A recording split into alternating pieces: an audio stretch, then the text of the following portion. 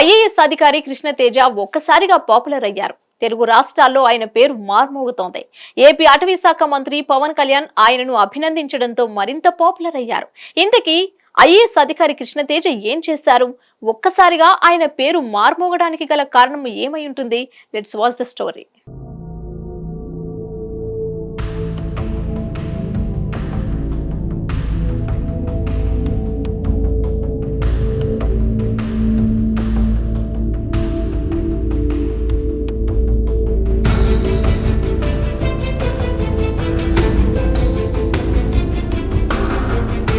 Kerala cadre Telugu IAS అధికారి కృష్ణతేజకు జాతీయ స్థాయిలో గుర్తింపు లభించింది. కృష్ణతేజను జాతీయ బాలల హక్కుల రక్షణ కమిషన్ అవార్డు వరించింది.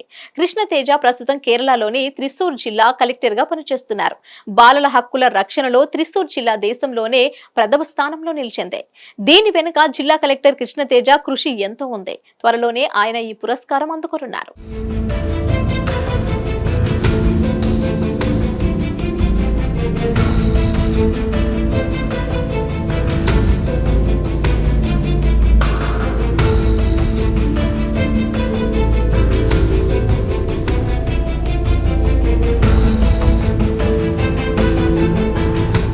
కృష్ణతేజ ఎంతో సమర్థుడైన అధికారిగా గుర్తింపు పొందారు. కేరళలో వరదలు ప్రళయం సృష్టించిన సమయంలో ఆయన చూపించిన చొరవ జాతీయ స్థాయిలో ఆకట్టుకుంది.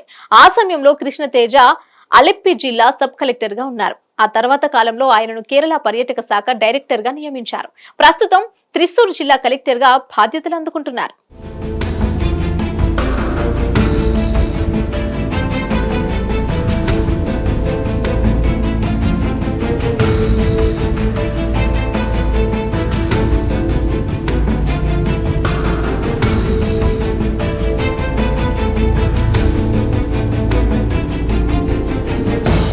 బాలల హక్కుల పరిరక్షణలో విశేష కృషి చేసిన కేరళ క్యాడర్ తెలుగు ఐఏఎస్ అధికారి కృష్ణతేజ జాతీయ పురస్కారానికి ఎంపిక కావడంతో ప్రశంసల వర్షం కురుస్తోంది. కృష్ణతేజను నేషనల్ అవార్డు వరించిన నేపథ్యంలో AP deputy CM Pawan Kalyan స్పందించారు.